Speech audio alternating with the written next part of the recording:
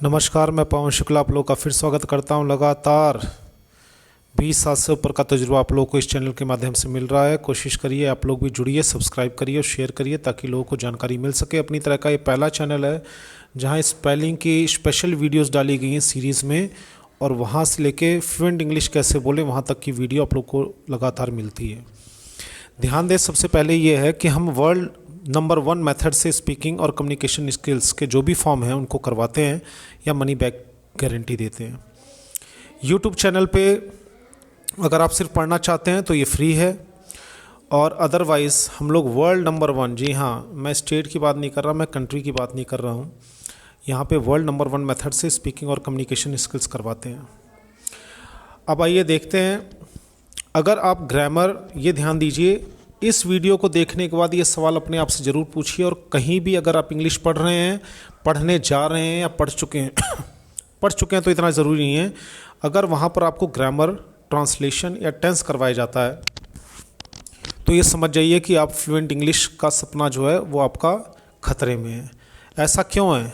क्योंकि मैं लगातार इतने सालों से मैं तजुर्बे में देख रहा हूँ, इंडिया लेवल पे भी देखा है मैंने, ब्रिटिश काउंसिल हो गया या बहुत सारे इंस्टीट्यूट्स देखे हैं, लिंगवा देखे हैं, जो कि लाखों रुपए फीस भी लेते हैं, हज़ारों रुपए वाले भी हैं, 40,000 वाले भी हैं। वहाँ बच्चे जाते हैं, उन्हें, मैं हर किसी की बात नहीं करता, लेकिन वो इफ़ेक्टिव फार्मूलाज जो उन्हें चाहिए वो उन्हें नहीं मिल पाता है, या हो सकता है उन्हें उस तरीके से करवाया नहीं जाता हो। लेकिन आप लोगों को इस चैनल पर ये सारी जानकारी मिलेगी, मैं गारंटी देता हूँ। जितनी वीडियोस आप देखेंगे आगे चल के, एक से एक नई बातें आपको जानने को मिलेंगी। तो अगर आप कहीं जाते हैं तो ग्रामर और ट्रांसलेशन और टेंस अगर आप कर रहे हैं तो इतना जान लीजिए, पुराने मेथड हैं, ये तो नहीं प्रभावशाली नहीं है। ये सबसे आसान और सबसे नीचे का तरीका है जिसमें आपको सेंटेंस बनाना सिखाया जाता है कि सेंटेंस बनाए कैसे जाते हैं। दोनों बातों में बहुत फ़र्क है कि सेंटेंस बनाए कैसे और सेंटेंस बोले कैसे। ये ठीक उसी तरह जैसे क्रिकेट का बैट बनाए कैसे और क्रिकेट को रियल लाइफ में खेले कैसे। ठीक है, दूर से देखने पर क्रिकेट के क्या नियम हैं, समझने पर हम सचिन तेंदुलकर नहीं बन जाते। उसके लिए कुछ हमारे अंदर एबिलिटी भी होनी चाहिए, कुछ हमारे अंदर आग होनी चाहिए सीखने की, और कुछ हमें अच्छा फार्मूला, अच्छी टेक्निक और अच्छी शिक्षा मिलनी चाहिए। तो आइए हम आगे बढ़ते हैं इन्हीं बातों के साथ। आज की वीडियो में लास्ट तक जुड़े रहिए। मैं आपको एग्जाम्पल के साथ बताऊँगा कि किस तरह से ग्रामर, ट्रांसलेशन या टेंस हमें स्पोकन इंग्लिश में और फ्लुएंट इंग्लिश में तो बिल्कुल आपकी कोई मदद नहीं कर सकते हैं। सीरीज़ है ये, मैं बीच बीच में वीडियोस डालता रहता हूं, तो जुड़े रहिए। अगर आपने सब्सक्राइब कर रखा है हमारा चैनल तो आप आने वाले समय में हमारे साथ ज़रूर जुड़ेंगे, ये गारंटी है हमारी। तो क्या हम इंग्लिश बोलने के लिए तैयार हैं? इसके लिए 2 चीज़ों की जानना ज़रूरी है, और इस वीडियो में मैं आपको बता दूँ, कई सारे सवाल आपको हो सकता है आप पहली बार सुने या जाने, तो कई सारे सवाल मिलने वाले हैं, तो वीडियो आप अंत तक देखिए, मैं आपसे यही रिक्वेस्ट करूंगा। तो वाक्य बनाने का क्या मतलब होता है, उसके लिए हमें नियमों की जानने की ज़रूरत पड़ती है, जैसे ग्रामर सीखना, ट्रांसलेशन सीखना, ठीक है, हिंदी या अपनी भाषा को जोड़ जोड़ कर बोलना, ये होता है रिटन वाक्य बनाना। रिटन इंग्लिश होता क्या है? जैसे आप ऑफिस में काम कर रहे हैं, रिटन इंग्लिश को जो जानने वाला है वो लेटर लिख लेगा, पैराग्राफ लिख लेगा, स्टोरी लिख लेगा, ऐसे लिख लेगा, स्पीच लिख लेगा, ईमेल लिख लेगा, वहाँ तक तो ठीक है क्योंकि ये स्किल्स वहाँ पर काम आते हैं। लेकिन अगर इनका यूज़ वो स्पीकिंग में करने लगा तो वहाँ पे दिक्कत आनी शुरू हो जाएगी उसे, क्योंकि वो लिखने में हमारे पास समय होता है, हमें रूल और फार्मूलाज पता होते हैं तो हम सेंटेंस बना लेते हैं, बट बोलते वक्त हमें सबसे ज़्यादा जो दिक्कत आती है वो सेंटेंस मेकिंग की नहीं है, क्योंकि स्पोकन इंग्लिश और रिटन इंग्लिश में ज़मीन आसमान का फ़र्क है। आज उनमें से कई पॉइंट्स पे मैं खुल के बात करने वाला हूँ, तो लास्ट तक वीडियो आप देखेंगे तभी आपको समझ में आएगा।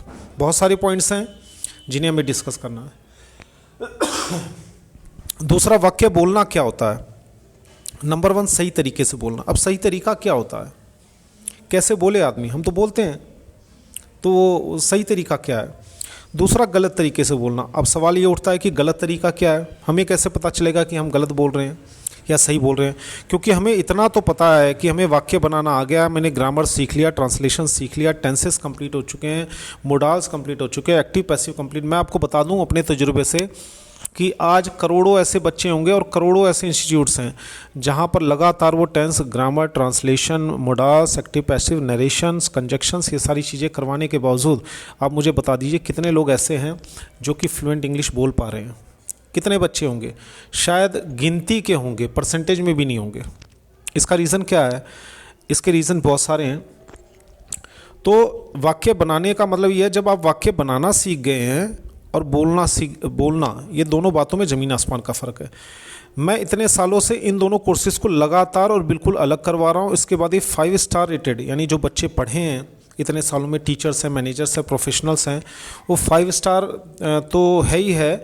इसके अलावा उनका ये मानना है कि सर ये जो मेथड है ये ज़्यादा से ज़्यादा लोगों तक पहुँचना चाहिए, क्योंकि लोगों का बहुत ज़्यादा समय और पैसा गलत जगह पर लग रहा है।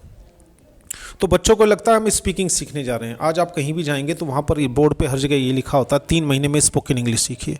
स्पोकन इंग्लिश होता क्या है, ज़रा कोई उनसे पूछे तो शायद वो बताएंगे। टूटा फूटा अधूरा बोलना, और जो आपने सुना है फिल्मों में, यूट्यूब की वीडियो में या रीडिंग की है, उसको सुनना और रिपीट करने की कोशिश करना। ज़्यादातर लोग सेंटेंस यानी स्पीकिंग को यही कहते हैं। तो सही तरीके से बोलना क्या होता है ये पता ही नहीं है तो बोलेंगे क्या, और गलत तरीके से बोलना, अब जब हमें यही नहीं पता कि सही तरीका क्या है तो गलत और सही, तो वो सारी चीज़ें, तो इन सारी चीज़ों की जानकारी आपको मिलेगी। अगर आप ट्रांसलेशन, टेंस और ग्रामर ये सारी चीज़ें सीख रहे हैं, ये सब बहुत शुरुआती और बहुत ही बेसिक चीज़ें हैं। यानी कि ऐसा नहीं है कि सिर्फ एक पार्ट सेंटेंस बनाने में हमारी हेल्प नहीं करते हैं, बट रिटन इंग्लिश और स्पोकन इंग्लिश बिल्कुल अलग है।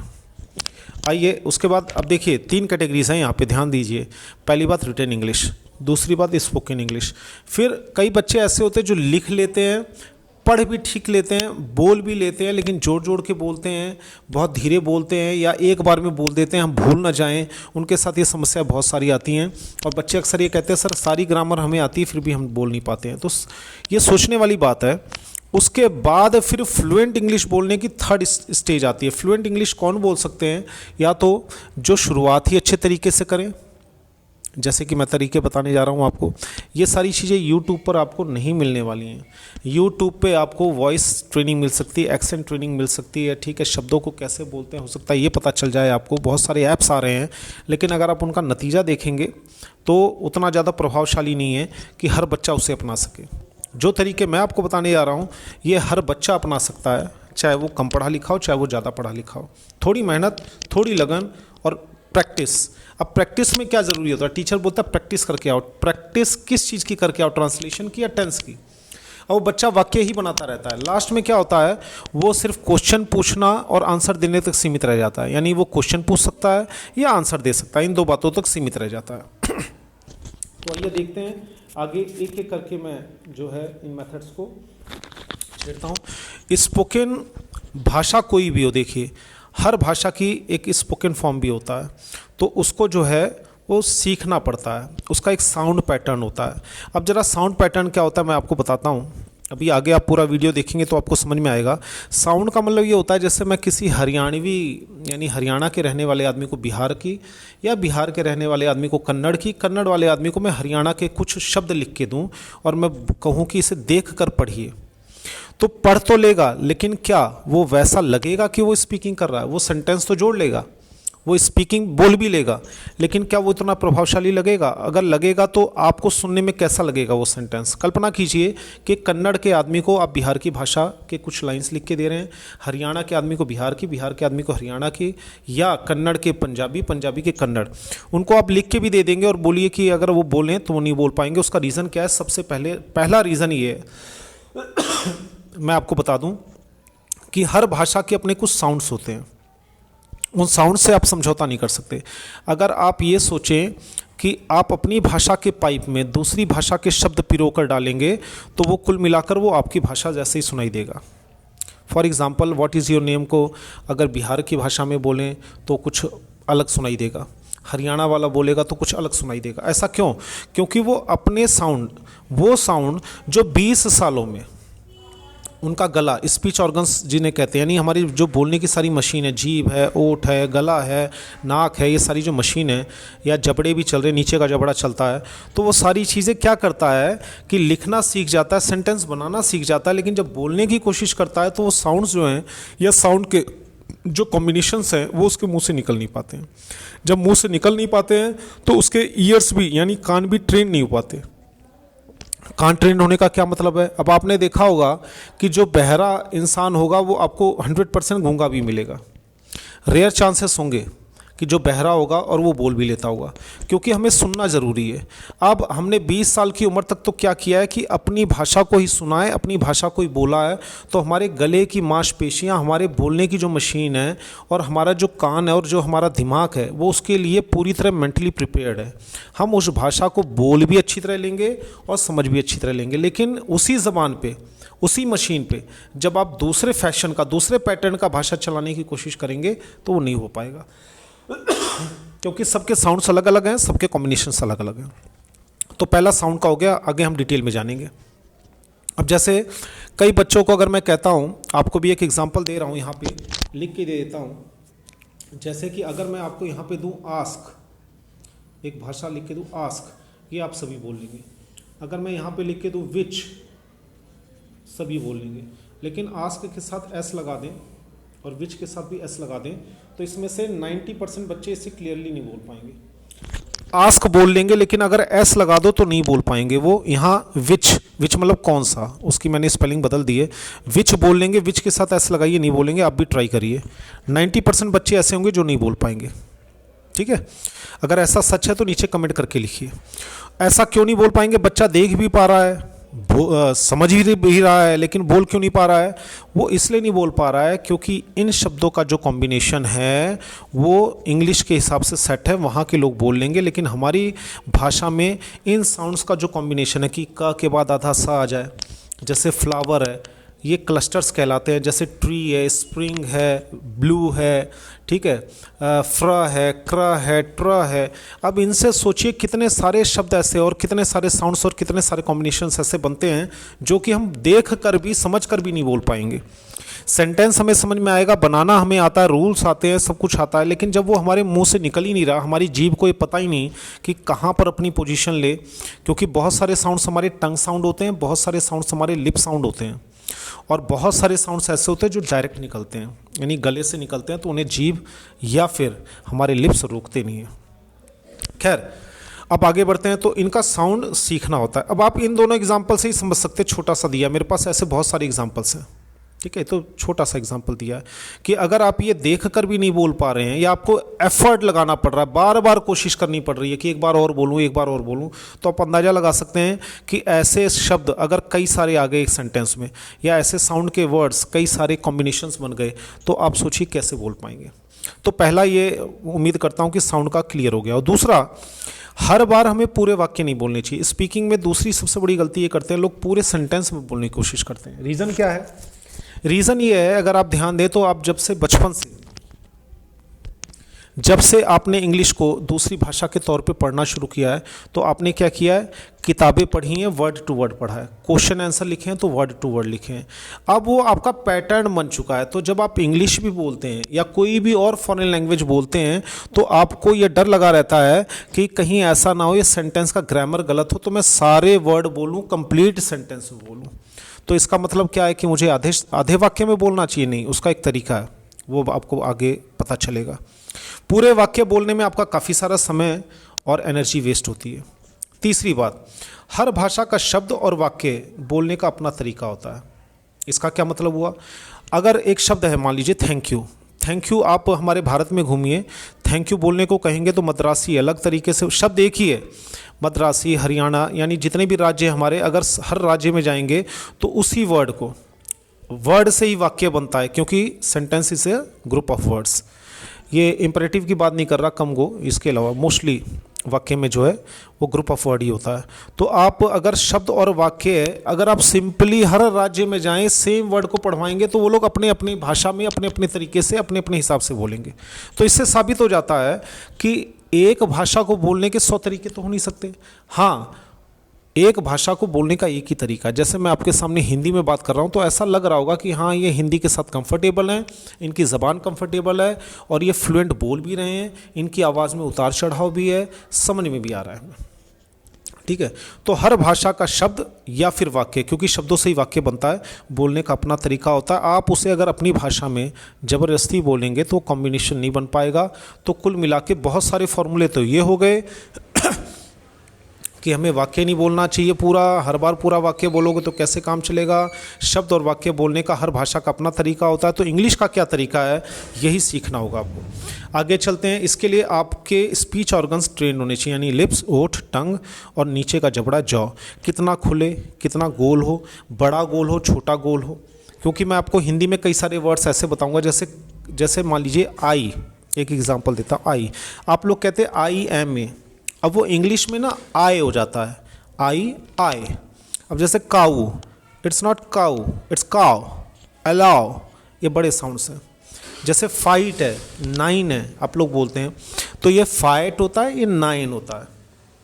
अब इसको बोलने से क्या फ़र्क होगा, आप सोचोगे सर मैंने काऊ बोला समझ में तो आ गया, मैंने नाइन बोला समझने वाला तो समझ गया। देखिए, समझना एक अलग चीज़ है, लेकिन अगर आप लगातार हिंदी के अनुसार ही वाक्यों को जोड़ तोड़ के ट्रांसलेशन करके और बोलते रहेंगे तो उतना प्रभावशाली नहीं रहेगा।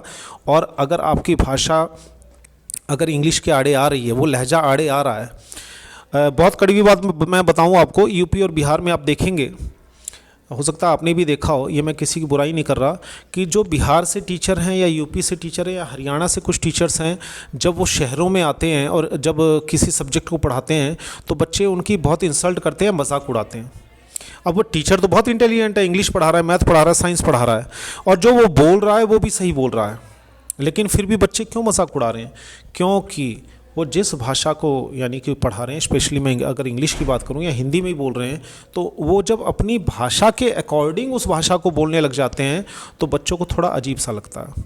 मैंने तो अपनी लाइफ में देखा है कि कई राज्यों के जो टीचर हैं बहुत बड़े बड़े विद्वान हैं, लेकिन उनके जो बोलने का लहजा है उसके कारण कई बच्चे होते हैं जिनके अंदर संस्कार नहीं है, उनका बहुत मजाक उड़ाते हैं, उनकी नकल करते हैं। तो आपने देखा, सिर्फ बोलना ज़रूरी नहीं है, सही तरीके से बोलना ज़रूरी है। उसका एक तरीका होता है, वो तरीका हम बताते हैं, और उसके लिए थोड़ा सा हमारा तरीका, आपकी मेहनत और लगन तो काम करेगा, इलाज है इसका।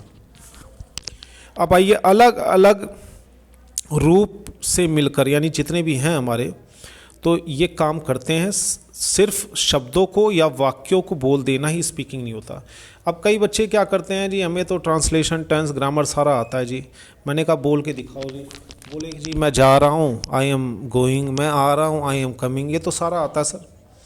तो ऐसा नहीं है कि सिर्फ वाक्यों को आपने बोल दिया। आप गौर से देखें, आप स्पीकिंग कर रहे हैं, स्पीकिंग का मतलब क्या होता है? स्पीकिंग जो है वो कंटिन्यूअस होती है, किसी टॉपिक के ऊपर जो है धारा प्रवाह चलती है, बिना रोक टोक के चलती है, उसमें सोचना नहीं पड़ता, उसमें सिर्फ क्वेश्चन और आंसर से काम नहीं चलता कि आपने क्वेश्चन बोला, उसने आंसर बोल दिया, फिर आप चुप हो गए, फिर उसने क्वेश्चन पूछा, यस नो, या क्वेश्चन पूछा फिर answer, question answer, question answer, yes no, yes sir, no sir.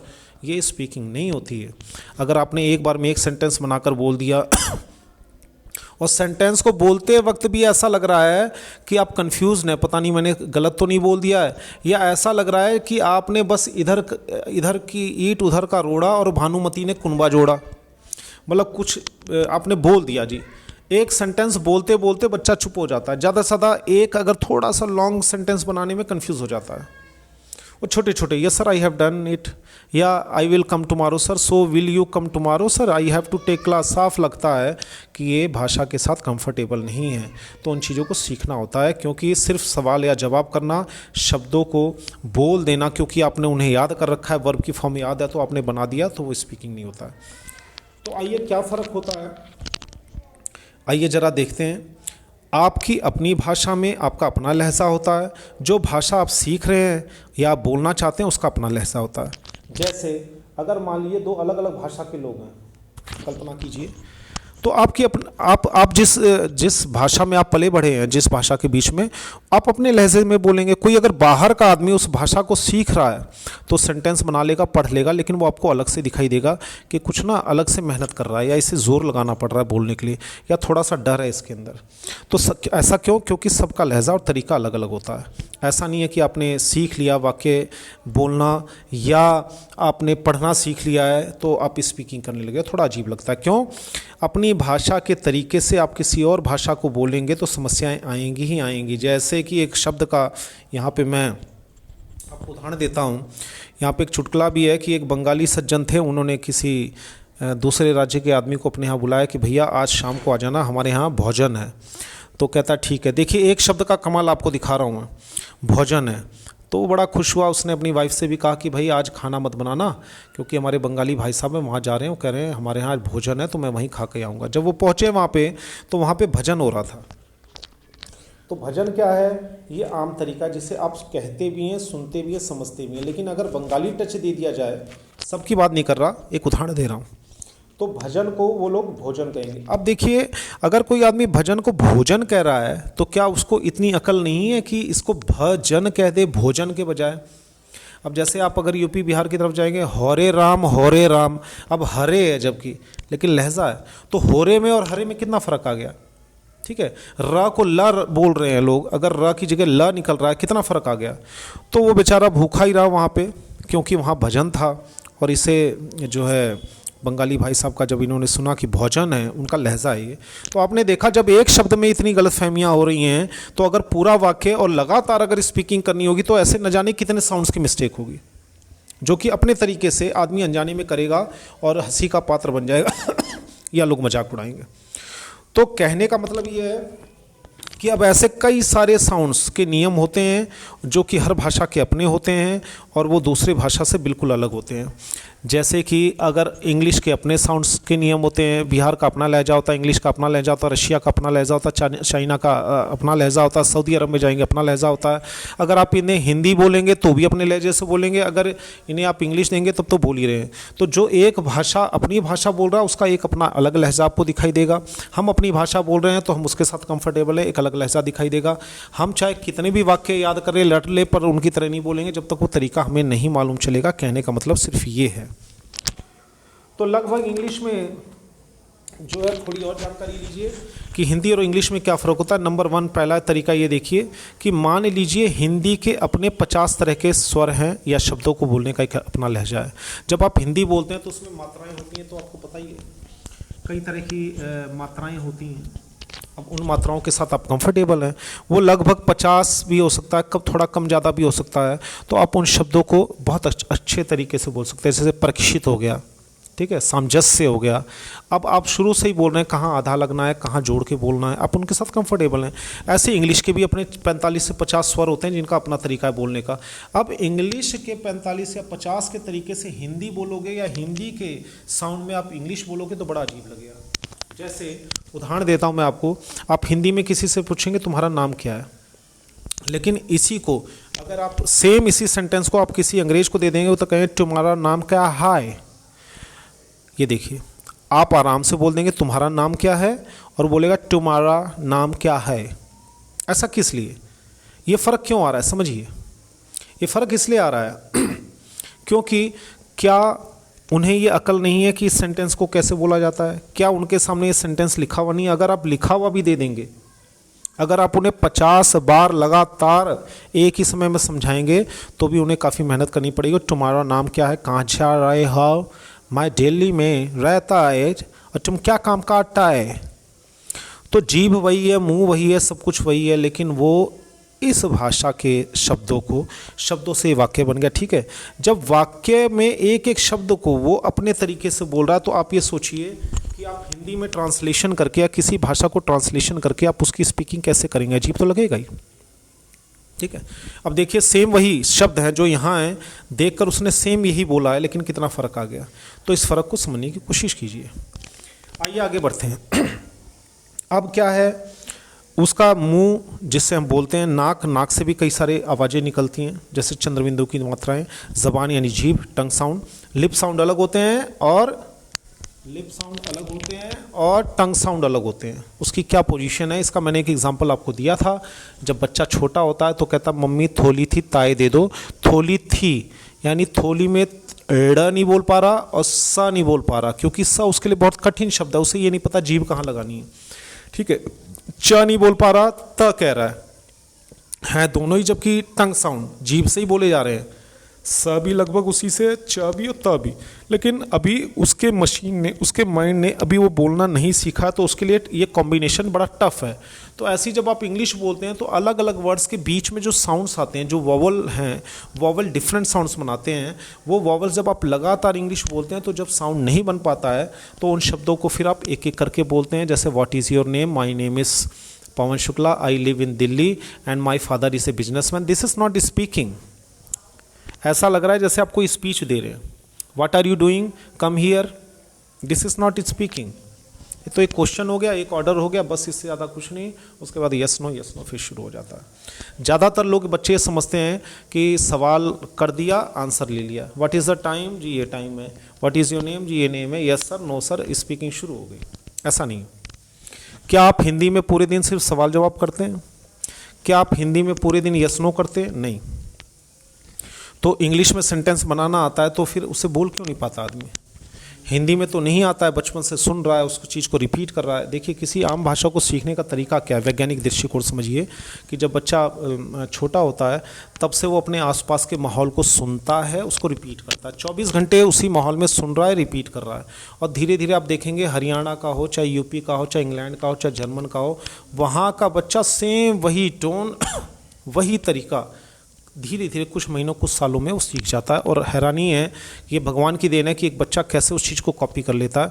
तो जब बच्चा थोड़ी सी ताय दे दो, फिर थोड़ी सीखेगा, फिर थोड़ी सी सीखेगा, धीरे धीरे उसे पता चल जाता है कि मैं अपनी जीभ को कहाँ लगाऊं तो कौन सा साउंड निकलेगा, लिप्स को कैसे फैलाऊं, गोल करूं, आगे पीछे करूं या स्ट्रेच करूं तो कैसे बोला जाएगा।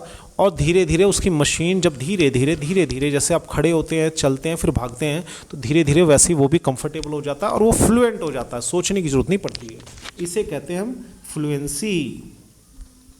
रुक रुक के चलने को, कूद कूद के चलने को फ्लुएंसी नहीं कहते हैं। आप आगे जरूर बढ़ रहे हैं, रुक रुक के चल रहे हैं या कूद कूद के चल रहे हैं, बट एक स्मूथ चल रहे हैं, दोनों बातों में फ़र्क है, उसके नियम है, तरीके। अब हमारा कान और दिमाग भी इसमें बहुत अच्छा रोल निभाता है, ठीक है। तो मुंह और जबान वही है, फिर फ़र्क क्यों? आपको ऐसी हिंदी कैसे लगेगी सुनने में? अगर कोई आपसे कह रहा है तुम्हारा नाम क्या है, तुम्हारे पिताजी कहाँ हैं, तुम क्या कर रहे हो, तो आप देखेंगे कि सेंटेंस तो वो सही बना रहा है, ग्रामर के हिसाब से भी सही है, वर्ड्स भी सही हैं, लेकिन सुनने में क्या अजीब लग रहा है, ग्रामर या सेंटेंस या बोलने का लहजा? अब बताइए, तुम्हारे पिताजी का क्या नाम है, तुम कहाँ रहता है। अब देखिए, वाक्य भी सही है, ग्रामर भी सही है, टेंस भी सही है, ट्रांसलेशन भी कर लो सही है, लेकिन फिर अजीब क्यों लग रहा है? तो आप सोचिए इसे क्यों लग रहा है। अब हमारे कान और दिमाग का क्या रोल है? बचपन से हमारा दिमाग, कान हमारी अपनी भाषा को सुनने का, उसको रिपीट करने का उन तरीकों अधिक हो चुका होता है। कहने का मतलब क्या है, एक उदाहरण देता हूँ मैं आपको। जैसे मैं आ रही हूँ। अब मैं आ रही हूँ का क्या मतलब होता है? मैं आ रही हूँ, आ रही तो वो होता है जिससे हम काटते हैं। अब किसी ने कहा मैं आ रही हूँ, तो अगर आप किसी अंग्रेज को बताओगे कि बताओ ये क्या कह रही है, तो वो नहीं समझ पाएगा, वो कहेगा मैं आ रही हूँ मतलब काटने का, जबकि वो क्या कह रही है कि मैं आ रही हूँ। अब मैं आ रही हूँ, वो उसने ऐसा क्यों बोला? क्या उसे मैं आ रही हूँ नहीं बोलना आता? लेकिन वो ऐसे हम स्पीकिंग नहीं करते हैं कि मैं आ रही हूँ, मैं आ रही हूँ। अब मैं आ रही हूँ और मैं आ रही हूँ में फ़र्क को समझने की कोशिश कीजिए। पहला वाला जो सेंटेंस है मैं आ रही हूँ, इसमें एक एक वर्ड अगर कोई बोलेगा ना हमारे हिंदुस्तान में तो अजीब लगेगा, ये आप भी जानते हैं। लेकिन मैं आ रही हूँ किसी विदेशी को ये बड़ा अजीब लगेगा कि ये क्या बोल दिया इसने। इसलिए कई लोग कहते हैं ना अंग्रेज शब्दों को काटते हैं, छोटा करके बोलते हैं, आधे नहीं बोलते हैं, ऐसा नहीं है। अब मैं आ रही हूँ में अगर मैं ये कह दूँ कि इसने तो पूरा सेंटेंस ही गलत बोल दिया। लेकिन जब ये कहेगी ना अपनी मम्मी से, फॉर एग्जांपल मैं आ रही हूँ, तो मम्मी कहेगी थोड़ी देर में आ जियो, थोड़ी देर में आ जियो। इसको 3-4 बोलूँ, देखिए आपको अजीब लगेगा, थोड़ी देर में आ जियो, ठीक है, या आ जाना, आ जाना, आ जाना, जाना वर्ड है, आ अलग वर्ड है। तो इस तरह से जो एक ही भाषा को दो लोग जो बोलने वाले हैं उनका एक अलग लहजा डेवलप हो जाता है। आप समझने की कोशिश कीजिए, वो बोलते भी ऐसा है और सुनने वाला समझता भी वैसा है। अगर उनसे कोई अलग बोलेगा तो उसे बोलने में और उसे समझने में दोनों में दिक्कत होगी। जैसे अगर मैं हिंदी में कहूँ तुम्हारा नाम क्या है, तो आपको अजीब नहीं लगेगा ना, मुझे अजीब लग रहा है। लेकिन अगर इसी बात को कोई इंग्लिश बोलने वाला यानी अमेरिका या इंग्लैंड का व्यक्ति होगा तो वो कहेगा कि तुम्हारा नाम क्या है, उसे भी अजीब लगेगा और आपको सुनने में भी अजीब लगेगा। हमें अजीब क्यों नहीं लगेगा? क्योंकि हमारी बोलने का जो सिस्टम है वो सेट है इसके हिसाब से, और सुनने में भी हम लोग सेट है। समझने की कोशिश कीजिए, सुनने में भी हमारा माइंड सेट है, उस चीज़ को समझ सकता है। अब देखिए मैं कैसे बोल रहा हूँ, तुम्हारा नाम क्या है, तुम्हारा नाम क्या है, कितनी भी तेज बोल दूँ वो बात नहीं आएगी। लेकिन इनको मैं ऐसे बोलूँ तुम्हारा नाम क्या है, तुम्हारा, तुम्हारा, देखिए लिखा क्या, तुम्हारा, और मैं क्या कह रहा हूँ, तुम्हारा नाम क्या है। लेकिन क्या इस सेंटेंस को कोई गलत बोलेगा? क्या इस सेंटेंस को कोई नहीं समझ पाएगा? बिल्कुल समझेगा और जवाब भी देगा, क्योंकि उनके कान और उनके दिमाग ऐसे ही सुनने के आदी हैं और हमारी ज़बान ऐसी बोलने की आदत है। तो ऐसी हर भाषा में हमारी ज़बान, आँख, कान और माइंड, ये तीनों तैयार होते हैं। तो एक ही भाषा के दो लोग अगर ऐसी बात करें तो हमें अजीब नहीं लगेगा, ना बोलने में अजीब लगेगा, ना सुनकर समझने में अजीब लगेगा, क्योंकि हमें सिर्फ सुनना नहीं होता, सुनकर समझना भी होता है। क्यों? सवाल है क्यों? क्योंकि ये सब पैदा होने के बाद कि कोई एक बच्चा पैदा हुआ, बड़ा हुआ, तो किसी को आदत बन गई है, बचपन से वो ऐसे ही बोल रहा है कॉपी करके और वो ऐसे ही सुन रहा है। तो ना बोलने वाले को अजीब लग रहा है, ना सुनने वाले को अजीब लग रहा है। लेकिन अगर कोई विदेशी होगा तो उसे ही अजीब लगेगा। अब आइए देखिए ज़बान और कान में क्या फ़र्क होता है। अब ज़बान, हमारी ज़बान को पता होता है कौन सा शब्द, कौन सा वाक्य कैसे बोला जाएगा। हिंदी में हम कई शब्दों को एक साथ बोलते हैं और पता भी नहीं चलता है, जैसे मैंने अभी कहा आपको, ठीक है। कहाँ जा रही है, कहाँ जा रही है, देखिए एक शब्द जैसा लग रहा है, लेकिन आप समझ जाएं कहाँ जा रही है मतलब ये किसी लड़की से पूछ रहा है कि कहाँ जा रही है। लेकिन अगर आप किसी से पूछोगे तो समझ जाएगी, अभी आ रही हूँ। अभी आ रही हूँ कोई वाक्य नहीं है, कहाँ जा रही है कोई वाक्य नहीं है। ये वाक्य को कहने का एक तरीका है जिससे वो समझ सकता है और आप ऐसा बोल सकते हो। दोनों बातें हैं, समझने की कोशिश कीजिए। नहीं तो ये पूछा जाएगा कहाँ जा रही है और वो कहेगी अभी आ रही हूँ। अगर हम ऐसे वर्ड टू वर्ड कितनी भी स्पीड से बोल दो, अभी आ रही हूँ, अभी आ रही हूँ, कितनी भी स्पीड से बोल दो, ये सवाल आगे आने वाला है कि फ्लुएंट इंग्लिश में और स्पीड में क्या फ़र्क है। तो ज़बान, हमारी ज़बान को पता होता है कौन सा शब्द किस लहजे से बोलें। बंगाली अपने लहजे से बोलेगा, हरियाणवी अपने लहजे से बोलेगा, बिहारी अपने लहजे से बोलेगा, पूरब में रहने वाला यानी पूर्विया कह सकते हैं वो अपने लहजे से बोलेगा। चीज़ें वही हैं और इन्हीं शब्दों से वाक्य बनेगा। जब हमें शब्द ही बोलना नहीं आ रहा तो उन्हीं शब्दों के ग्रुप से जो वाक्य बनेगा वो कैसे बोलना आएगा, आप सोचिए, अजीब लगेगा। अब ऐसे ही हमारे कान होते हैं, ये तो हो गया ज़बान का। ज़बान में हमारी जीभ को पता होता है कि कैसे वो स्पीडली कंबाइंड साउंड में चलती है, और हमारे दांत को, जीभ को, ओठ को पता होता है। हम लगातार, जैसे मैं आपको भी यूट्यूब में समझा रहा हूँ, आप देखिए मेरी स्पीड, लगातार जीभ ओठ चल रहे हैं, ठीक है। जुड़ा जुड़ा सा सब कुछ लग रहा है, एकदम अलग सा ही, लिखा हुआ सा नहीं लग रहा है। ऐसे हमारे कान होते हैं। हमारे कान बचपन से सुनकर समझने के लिए तैयार रहते हैं। कहाँ जा रही है, आ रही हूँ, ठीक है, जल्दी आ। जल्दी आ कोई शब्द नहीं है, जल्दी आ ये दो अलग अलग शब्द है, लेकिन जल्दी आ हम लोगों ने एक बना दिया। ये है स्पीकिंग की खासियत। तो हमारे कान ऐसे सुनने के लिए और हमारी ज़बान ऐसा बोलने के लिए ट्रेंड है, जो हमारी भाषा है। तो अगर एक ही भाषा के दो आदमी मिलेंगे तो वो आराम से समझेंगे, बोलेंगे, उनका एक अलग सिस्टम हो जाता है। बाहरी विदेशी आदमी है तो अगर उस भाषा को सीखेगा, विदेशी आदमी है, भारत में हमारे राज्य का ही आदमी है, तो उसको ना ये बातें अजीब लगेंगी। तो आइए देखते हैं और आगे। तो हमारे कान या दिमाग उन्हें समझते हैं, वो भी बिना किसी तकलीफ़ के, और सुनने वाले को अजीब लग रहा है कि क्या बोला इसने। तो आइए देखते हैं। आपने साउथ इंडियन की इंग्लिश सुनी होगी, केरल में रहने वालों को, साउथ इंडियन जितने हैं, हरियाणा में, बिहार में जितने लोग हैं, सबका देखिए अलग अलग लहजा। एक ही वाक्य है, उसको अंग्रेज बोलेगा, उसका एक अलग लहजा हो जाएगा। ऐसा नहीं है कि सारे इंग्लिश के वाक्य या इंग्लिश के शब्द अलग बोल रहे हैं। बोलने का लहजा बड़ा इंपॉर्टेंट है, क्योंकि उसी से तो हमें पता चलता है हम कितने कंफर्टेबल हैं बोलने में। कई बच्चे यही गलती कर जाते हैं, वो बोलने में कंफर्टेबल नहीं होते, बनाना सीखते रहते पूरी ज़िंदगी भर। तो आइए देखते हैं उदाहरण। आप एक शब्द को 20 अलग अलग भाषा में बोलने वालों को दीजिए। आप कोई एक शब्द लीजिए, कोई भी एक शब्द ले लो उदाहरण के लिए, और आप 20 आदमी ऐसे खड़े कर दो जिनकी अलग अलग भाषा है। तो क्या सबका तरीका एक ही होगा शब्द को बोलने का? नहीं। लेकिन यहाँ पे सीखने वाली चीज़ क्या है, उस शब्द को सही तरीके से बोलने का तरीका तो एक ही होगा। ध्यान दीजिए, अगर एक शब्द है किसी भाषा का, उसको बोलने का तरीका तो एक ही होगा, लेकिन ये 20 अलग अलग भाषाओं से जो बोलने वाले व्यक्ति आएंगे, ये उस तरीके से नहीं बोल पाएंगे, वो अपने तरीके से बोलेंगे। यही बहुत बड़ा फ़र्क आ जाता है। यानी कि आप एक शब्द, कोई भी एक शब्द हिंदी में लिख लीजिए, और हिंदुस्तान के अलावा या हिंदुस्तान में भी अगर आप ईस्ट वेस्ट साउथ नॉर्थ जाएँ तो वहाँ पे 20 अलग अलग भाषाओं के आदमी को इकट्ठा करिए, बोलिए, वो सब एक जैसा नहीं बोल पाएंगे। तो आपको यहाँ पे एक बड़ा फ़र्क पता चल जाएगा कि वो अपनी भाषा के लहजे में उसे बोलेंगे। तो दिखने में तो ऐसा लग रहा है वो इंग्लिश के वर्ड्स बोल रहे हैं या इंग्लिश का वर्ड बोल रहे हैं, लेकिन गौर से देखेंगे तो ऐसा लगेगा जैसे अपनी भाषा बोल रहे हैं। अब किसी भाषा को सीखना, किसी भाषा को लिखना, किसी भाषा को पढ़ना और किसी भाषा को बोलना, ये बिल्कुल अलग अलग बातें हैं और ये अलग अलग विज्ञान है। समझ रहे आप? कोई लिख रहा है तो इसका मतलब ये नहीं है अच्छा लिख रहा है तो अच्छा पढ़ भी लेगा, कोई अच्छा पढ़ रहा है तो ज़रूरी नहीं है वो अच्छा लिख भी लेगा, या कोई अच्छा लिख और पढ़ रहा है तो वो अच्छा कम्युनिकेटर बन जाएगा, ये भी इम्पोर्टेंट नहीं है। जबकि एक ही भाषा के अलग अलग रूप हैं क्यों? क्योंकि सबका तरीका अलग अलग है।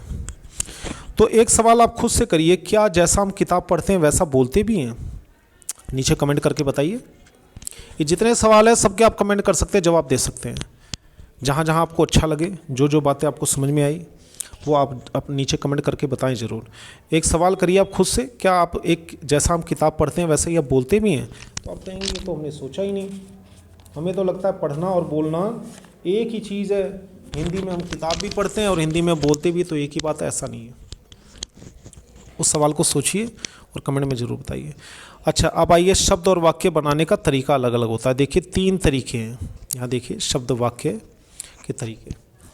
पढ़ने वाले अलग होते हैं, लिखने वाले अलग होते हैं, बोलने वाले अलग होते हैं। जी हाँ, बहुत इंपॉर्टेंट बात बता रहा हूँ मैं आपको, ध्यान से समझिए। यहाँ पे एक एक शब्द जो मैं आपको बता रहा हूँ ये बड़ी इंपॉर्टेंट है और ऐसी वीडियो आपको शायद ही मिले। तो इस वीडियो को शेयर भी करें, चैनल को सब्सक्राइब नहीं किया तो सब्सक्राइब कर लें। आने वाले टाइम में ऐसी बहुत सारी वीडियोस आपको मिलेंगी और पहले भी मैंने दी हुई हैं। अब एक ही भाषा में हम पढ़ते भी हैं, लिखते भी हैं और बोलते भी हैं, लेकिन तीनों में फ़र्क है। जी हाँ, ऐसे बहुत सारे अनपढ़ लोग हैं जो पढ़ना भी नहीं जानते, लिखना भी नहीं जानते, लेकिन बोलते हैं। ऐसे बहुत से अच्छे लोग हैं जो लिखते अच्छा हैं लेकिन पढ़ अच्छा नहीं पाते या बोल अच्छा नहीं पाते। ऐसे बहुत से अच्छे लोग हैं जो पढ़ते अच्छा हैं बट अगर लिखने की बारी आती है तो वो अच्छा नहीं लिखते, अच्छा नहीं बोलते। तो तीनों बातें हैं एक ही भाषा की, लेकिन ज़रूरी नहीं अच्छा हो। और अगर ये तो अपनी भाषा की बात कर रहा हूँ, आप हिंदी में जाइए, कितने बच्चे ऐसे मिलेंगे जो तीनों कैटेगरी के अलग अलग मिलेंगे। तो जब आप विदेशी भाषा सीख रहे हैं तब तो ये और थोड़ा टफ हो जाता है, आप मानेंगे इस बात को। तो बोलने पहले पढ़ने वाले में देखते हैं। पढ़ने वाले में क्या होता है, आपको नए नए शब्द मिलते हैं। इनका जो स्टैंडर्ड होता है, पहला पॉइंट कि आपको नए नए शब्द मिलते हैं। क्या किताब में, हिंदी में देख लीजिए, इंग्लिश में, क्या किताब में जो आप हिंदी में पढ़ रहे हैं वो सारे शब्द हम लिखने के लिए या बोलने के लिए यूज़ करते हैं? या जो हम लिखने वाले शब्द हैं क्या वो सारे हम पढ़ पाते हैं या वो किताबों में मिलते हैं? या जो हम लिख रहे हैं और पढ़ भी रहे हैं क्या वो हमारे बोलने में यूज़ होते हैं? तो ये बहुत बड़े बड़े सवाल हैं जो हमें जानना ज़रूरी है। दूसरा, इन शब्दों का स्टैंडर्ड अलग होता है। जो नए नए शब्द हैं, न्यूज़पेपर में आप देखें एक अलग ही स्टैंडर्ड मिलेगा, वो ऐसा लगेगा कि आम आदमी के लिए बने ही नहीं है, जबकि है वो इंग्लिश या हिंदी भी। किसी भी न्यूज़पेपर को उठा के देख लीजिए, कोई भी भाषा हो, आप देखेंगे कि जो उसमें भाषा लिखी हुई है, जो शब्द उसमें प्रयोग किए गए हैं वो आम भाषा में तो यूज़ ही नहीं होते। वो एक बात अलग है, हम पढ़ रहे हैं, उन्हें समझ रहे हैं, लेकिन अगर आप उन्हें आम भाषा में यूज़ करेंगे तो दिक्कतें आएंगी, लोग समझ नहीं पाएंगे, क्योंकि स्पोकन में प्रचलित भाषा का ही यूज़ होता है। अब वहाँ पर आप देखेंगे बुक में वाक्य का स्तर अलग होता है, शब्दों का स्तर अलग होता है। वाक्य बड़े बड़े भी मिलेंगे, छोटे छोटे भी मिलेंगे, बहुत बड़े बड़े भी मिलेंगे। कई बार आपको एक पैराग्राफ में एक कॉमा या 2-3 कॉमे, मतलब 4-4 लाइन्स हो जाती हैं पैराग्राफ की, पर फुल स्टॉप नहीं होते उसमें। अब सोचिए लिखने वाले ने कितनी कलाकारी से लिखा होगा। शब्दों का स्तर भी होता है, उसके शब्द अलग हैं, जो आम बोलचाल में यूज़ होते हैं वो चीज़ें अलग हैं। जो हम ट्रांसलेशन सीखते हैं उसमें हो सकता है इन शब्दों का यूज़ ना आता हो, हम कुछ और याद करते हो। तो ये बिल्कुल अलग होता है कुल मिला के। और पढ़ने का तरीका तो अलग होता ही है, जैसा आप पढ़ते हैं वैसा बोलते नहीं, जैसा बोलते हैं वैसा पढ़ते नहीं, या उस शब्दों को इस्तेमाल नहीं करते, या जैसा आप लिखते हैं जरूरी नहीं है वैसा पढ़ें या बोलें। देखा कितना फ़र्क आ गया है, एक ही भाषा के रूप में चाहे हिंदी हो चाहे इंग्लिश। अब आप देखिए लिखने वाले शब्द कैसे होते हैं, कठिन होते हैं, क्योंकि इसमें जब आप लिखेंगे तो उसके लिए आपको सोचना पड़ेगा, सही शब्दों का चुनाव करना पड़ेगा, है ना।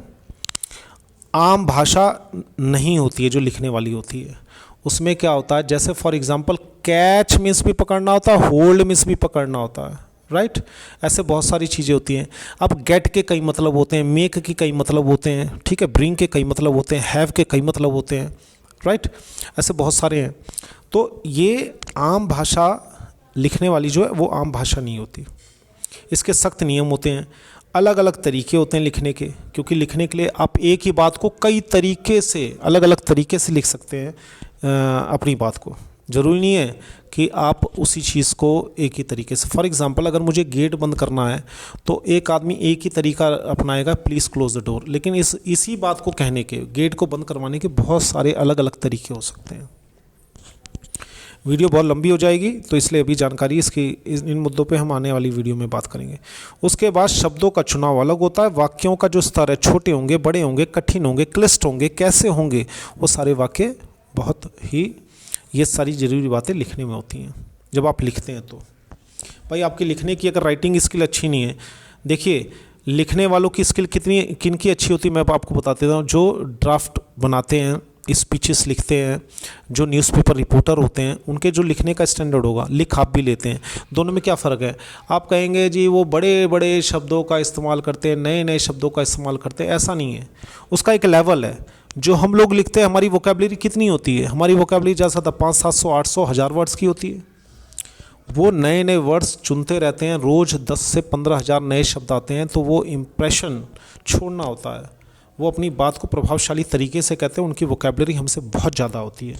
और जो वाक्य में लिखने का तरीका होता है वो भी बहुत अलग होता है, बहुत अलग। वो हम लोगों की तरह सिंपल सेंटेंसेस यूज़ नहीं करते हैं एंड बट लगाकर, उसका एक तरीका होता है। उनके 4-5 प्रकार के वाक्य होते हैं और उस सूचना को कैसे देना है उसका एक आर्ट है, बहुत लंबा विषय है वो, कभी और। अब आइए बोलने वाले में प्रचलित शब्द यूज़ होते हैं। प्रचलित मतलब जो मैं बोलूँ वो सामने वाला समझे भी, जिसे ज़्यादा से ज़्यादा लोग समझ सकें और बोल सकें, सुन सकें, उसे प्रचलित शब्द कहते हैं। छोटे वाक्य होते हैं, छोटे शब्द होते हैं, जो रोज़मर्रा के शब्द होते हैं। बोलने के तरीके पे भी डिपेंड करता है हमारा कि हम कैसा बोलते हैं। जिस परिवेश में हम होंगे, जिस इलाके में हम होंगे, वैसे ही हमारा तरीका हो जाएगा बोलने का। जैसे हरियाणा के आदमी बोलते हैं तो कई लोग बुरा भी मानते हैं कि इनको बोलने की तमीज़ नहीं है, ऐसा लग रहा है जैसे लठमार भाषा हो, लेकिन वो प्यार से बोलते हैं, तो ये बोलने का तरीका होता है। एक उदाहरण दिया मैंने, इसमें किसी की बुराई नहीं की है। समय, माहौल, मूड का भी फ़र्क होता है और किस रिश्ते से हम बात करें, मतलब फॉर्मल बातचीत हो रही है, इनफॉर्मल बातचीत हो रही है, दोस्त से बात हो रही है, बड़े से बात हो रही है, ये सब बोलने के नियम है। तो ये देखा आपने, यहाँ पे वीडियो रुक रुक के आप देख सकते हैं, इसको समझ सकते हैं। आगे बढ़ते हैं। अब कई बच्चों के साथ ये बड़ी प्रॉब्लम होती है कि सर क्या फ्लुएंट इंग्लिश उसी को कहते हैं जब स्पीड में बोले, बहुत तेज़ बोलूँ? जी नहीं, स्पीड में बोलना एक अलग चीज़ है। स्पीड में बोलना किसे कहते हैं वो मैं आपको बता दूं। स्पीड में बोलने का मतलब ये है कि आप कितने वर्ड पर मिनट बोल रहे हैं, वर्ड पर मिनट बोल रहे हैं, ये स्पीड होती है।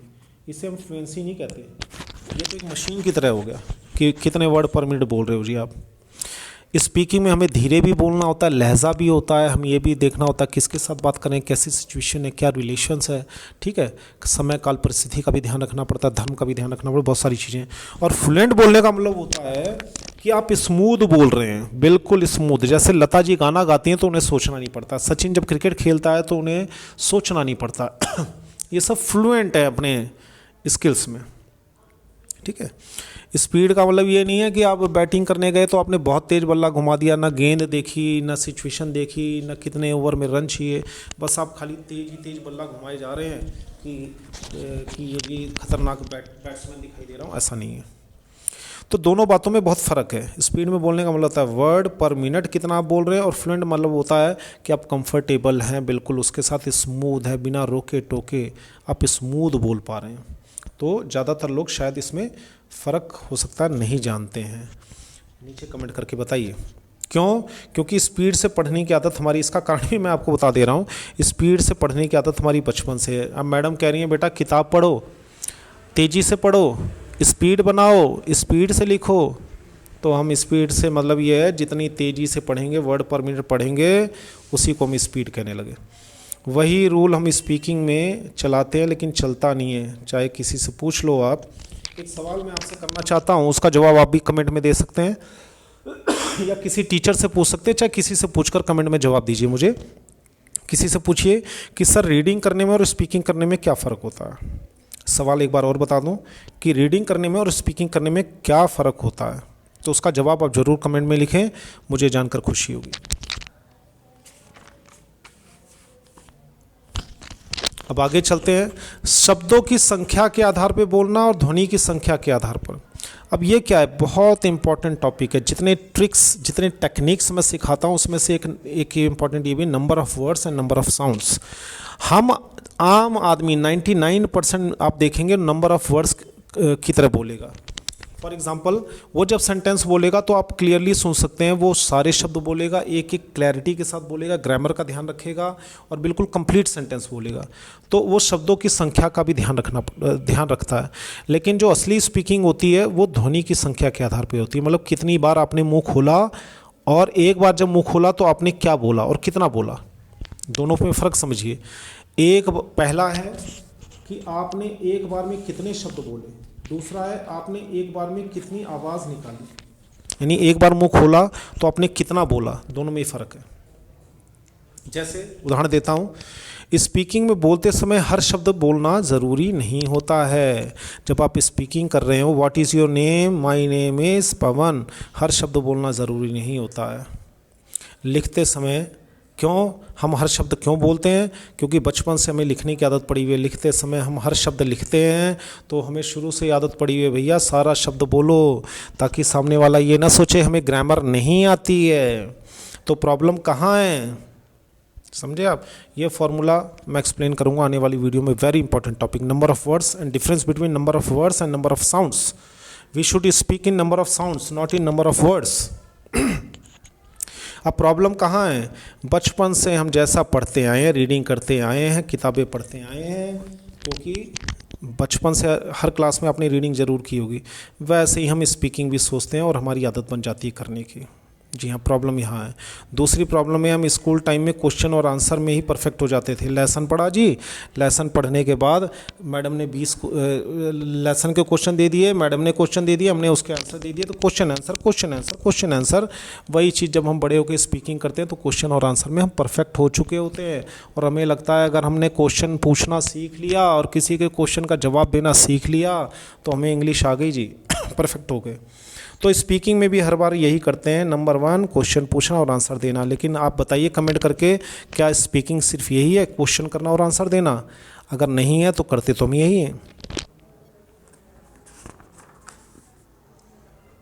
तो आइए देखते हैं, क्वेश्चन और आंसर के टॉपिक को उठाते हैं। हमें लगता है क्वेश्चन बनाना आ गया तो आंसर देना भी आ गया, यानी दो चीज़ें आ गई। अगर क्वेश्चन बनाना आ गया और आंसर देना आ गया। टेंस में what do you do, where are you going, have you completed your work. वाह वाह वाह बेटा, आप तो बहुत अच्छी इंग्लिश बोलने लगे। Yes sir, I have done my work. इन्हें कहते हैं हम वन लाइनर्स।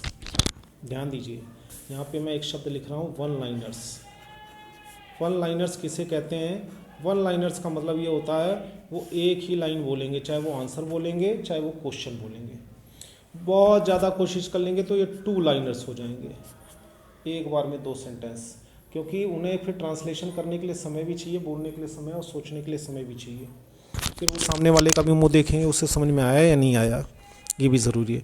तो वन लाइनर्स का मतलब होता है 90% लोग वन लाइनर्स होते हैं, ज़्यादा ही होंगे, कि one line question, one line answer, yes sir, no sir, sorry sir, thank you sir, welcome. One liners, one liners, one एक बार में एक।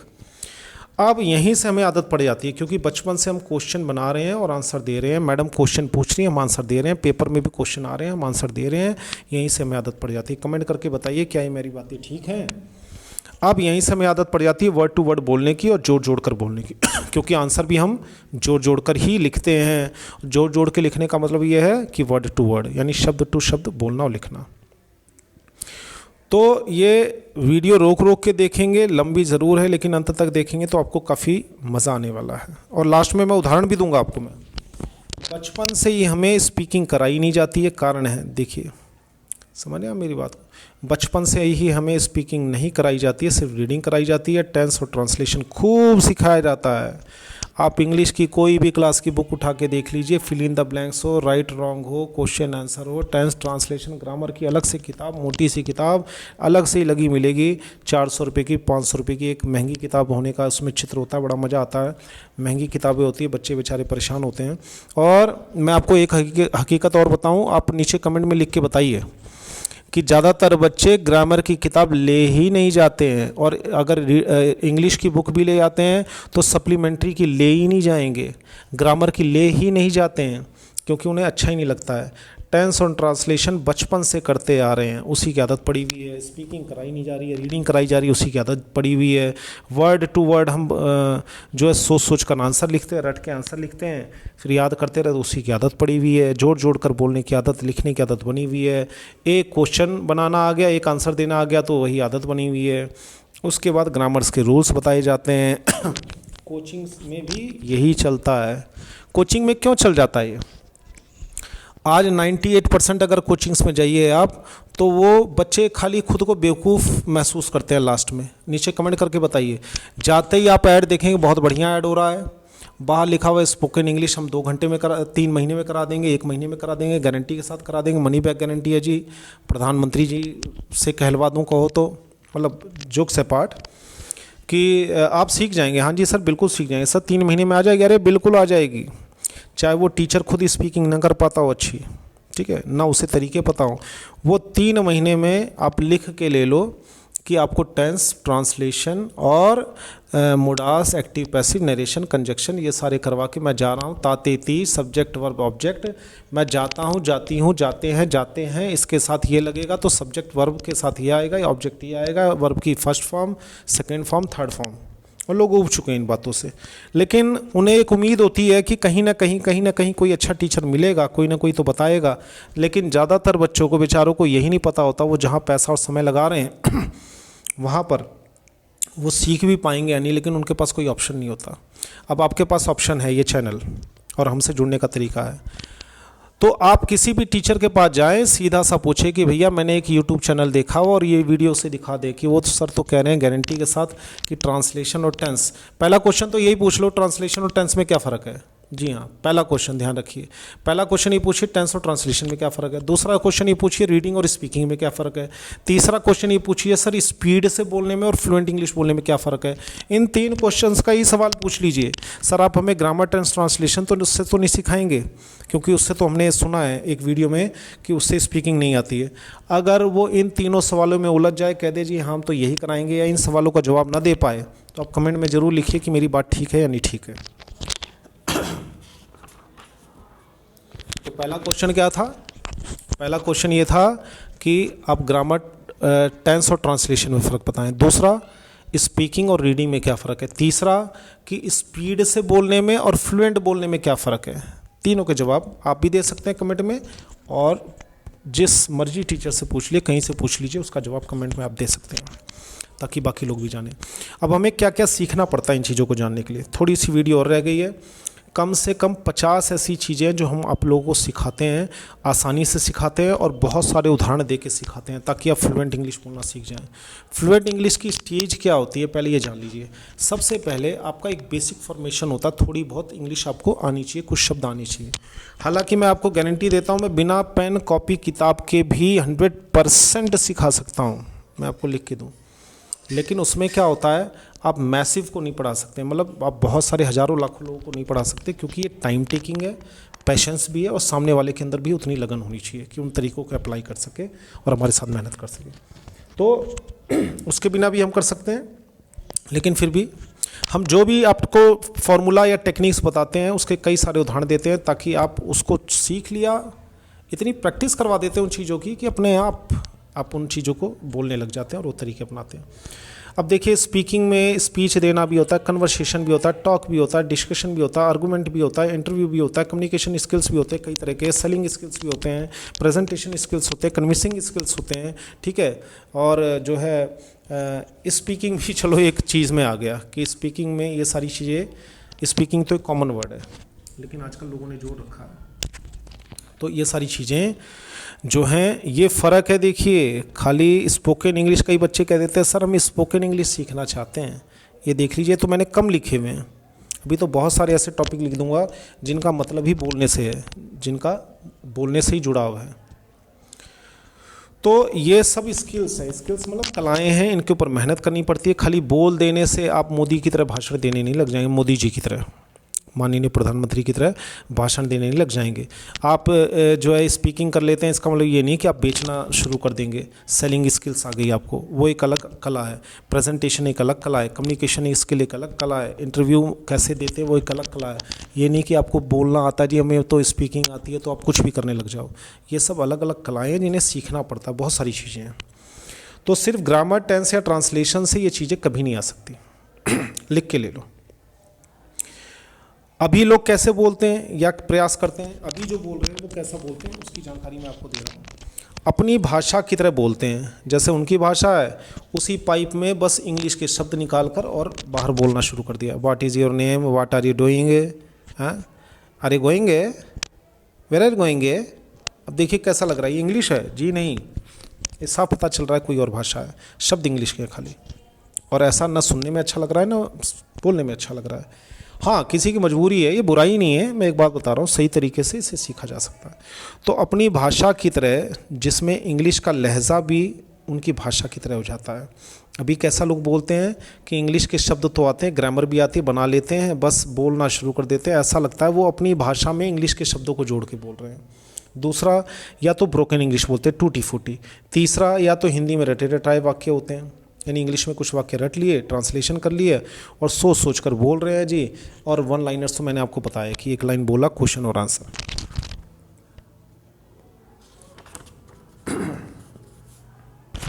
अब आइए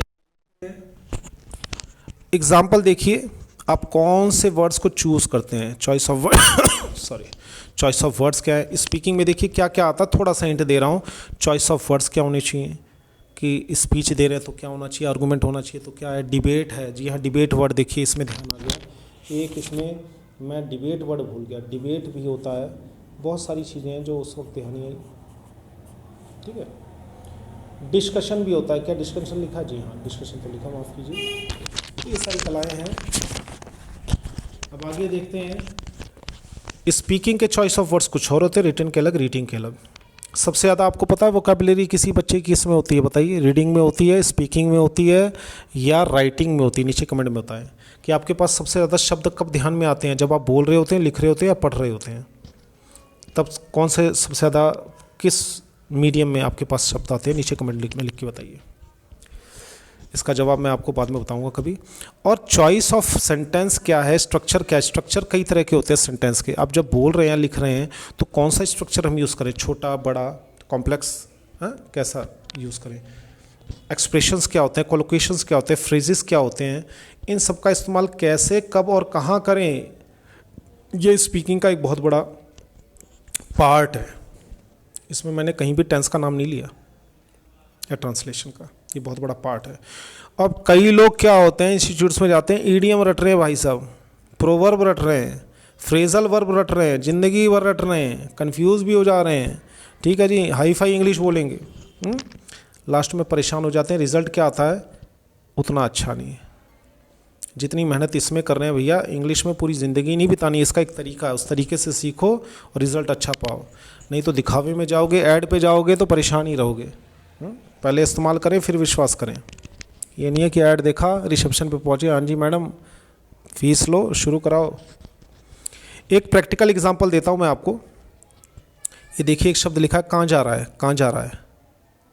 क्या ये शब्द आपने कभी सुना या बोला है, क्या कभी बोला है, सुना है।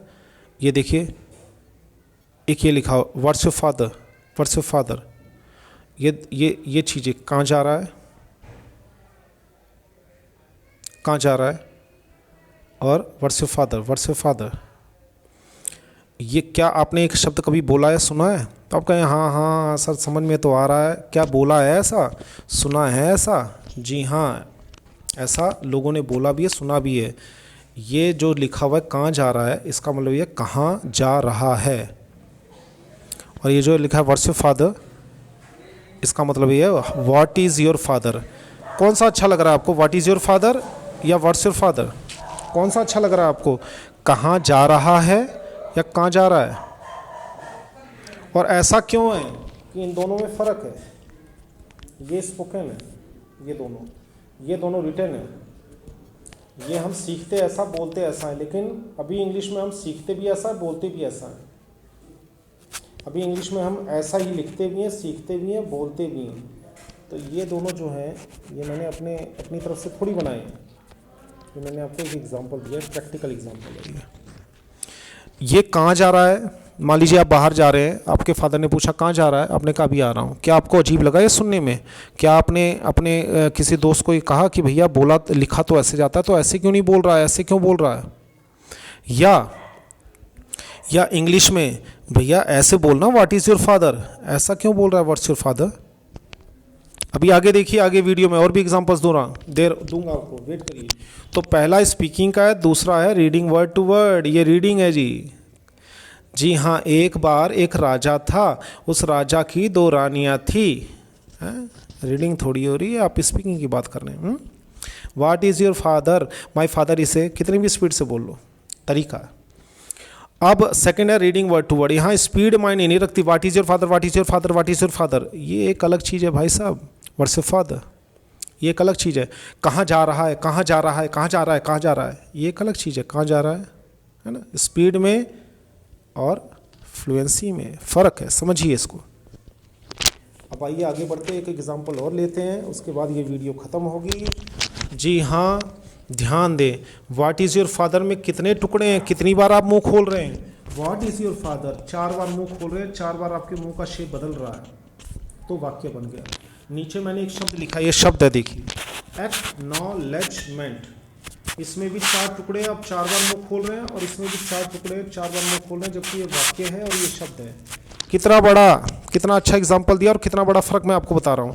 यानी कि शब्द बोलने के लिए भी आप 4 बार मुंह खोलेंगे, और आप वाक्य बोलने के लिए भी आप 4 बार मुंह खोलेंगे, और इनको अलग अलग बोलेंगे, इनको भी अलग अलग बोलेंगे, जबकि ये शब्द है, ये वाक्य है, दोनों में 4 टुकड़े हैं।